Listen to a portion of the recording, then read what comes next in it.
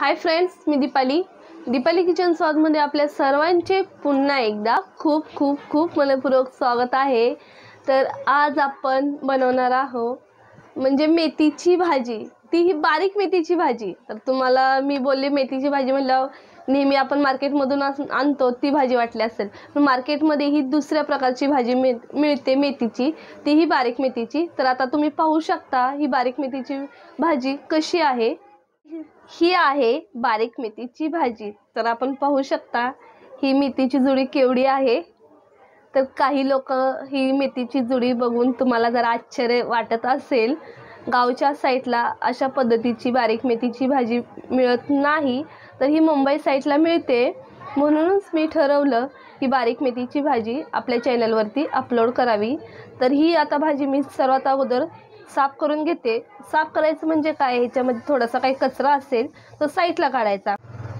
तर ही भाजी वाळूमध्ये येते, त्याच्यामुळे ह्या भाजीला आपण पाहू शकता खूप अशी बारीक बारीक रेती असते लागलेली।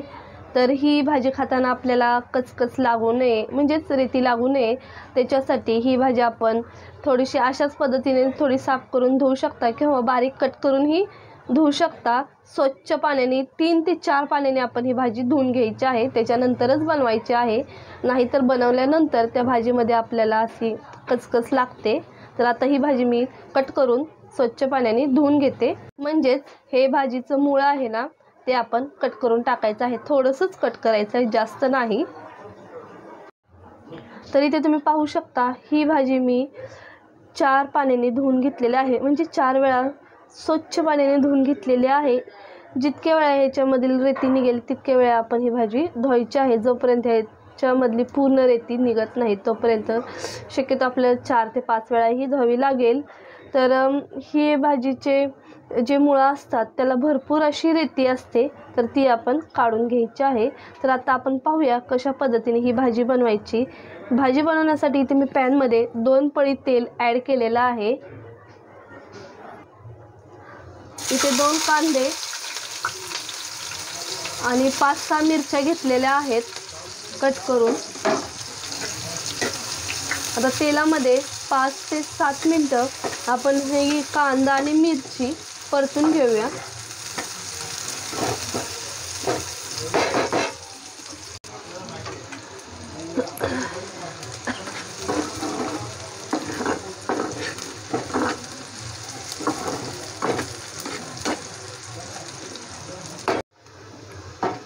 अशा प्रकारे मी कांदा आणि मिरची गोल्डन ब्राऊन होईस्तोवर भाजलेला आहे। तर आता आपण यामध्ये ही भाजी टाकूया। तर ही भाजी धुतल्यानंतर मी चाळणीमध्ये ठेवली, कारण चाळणीमध्ये ठेवल्यानंतर यामधील जे एक्स्ट्राचं पाणी असतं ते खाली भांड्यामध्ये निघून जातं। तर एखाद्या मोठ्या टोपामध्ये ही चाळणी ठेवायची आहे, जेणेकरून पूर्ण पाणी यातील भाजीतून निघून जाईल आणि आपली भाजी ही खूप छान अशी तयार होते। तर इथे मी 2 तास मुगाची डाळ भिजवून घेतली आहे। तर आता आपण ह्या भाजीमध्ये ही डाळ ॲड करूया।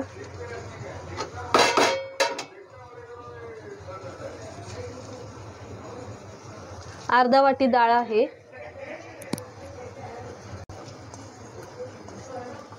आपण ही भाजी मिक्स करून घेऊया।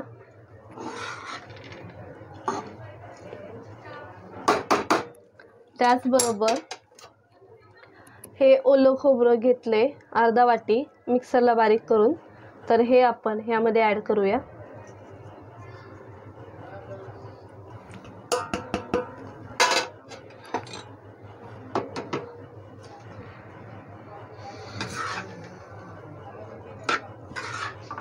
गॅस फास्ट करायचा आहे। त्याचबरोबर चवीनुसार मीठ।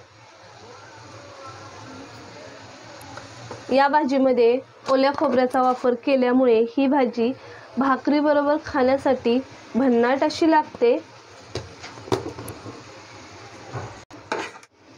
तर तुम्ही पाहू शकता ह्या भाजीचं कलर कॉम्बिनेशन खूप छान असं दिसत आहे आणि पालेभाज्या ह्या पटकन शिजतात, 10 ते 15 मिनिटातच पालेभाजी तयार होते।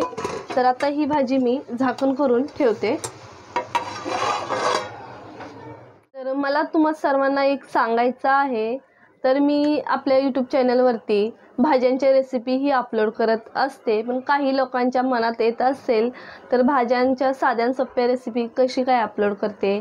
तर मी हे रेसिपी अपलोड करण्याचं एकच उद्देश आहे, म्हणजेच प्रत्येकाची जेवण बनवण्याची पद्धत वेगवेगळी असते. माझी वेगळी आहे, तुमची वेगळी असेल, पण मी खास करून ह्या ज्या रेसिपी बनवते त्या त्यांच्यासाठी बनवते जे नवीन तरुण वर्ग आहे, म्हणजे तरुण तरुणी, त्याचबरोबर नववधू ज्यांना जेवणाची आवड आहे, पण जेवण बनवण्याचा प्रयत्न करतात, पण जेवण बनवता येत नाही, अशा लोकांसाठी अतिशय साध्या आणि सोप्या भाषेमध्ये मी आपल्या चॅनलवरती रेसिपी अपलोड करत असते. तर त्या रेसिपी साध्या सरळ सुलभ भाषेत तुम्हाला आपल्या चॅनलवरती पाहायला मिळतील, तर त्या तुम्ही नक्की पाहाव्यात, जेणेकरून तुम्हाला जेवण बनवणे अतिशय सोपं जाईल. तर आपण पाहू शकता आपली ही बारीक मेथीची भाजी तयार आहे. तर ही भाजी चपाती बरोबर, भाकरी बरोबर खाण्यासाठी खूप छान अशी लागते. तर आपली ही बारीक मेथीची भाजी काही मिनिटातच तयार झालेली आहे.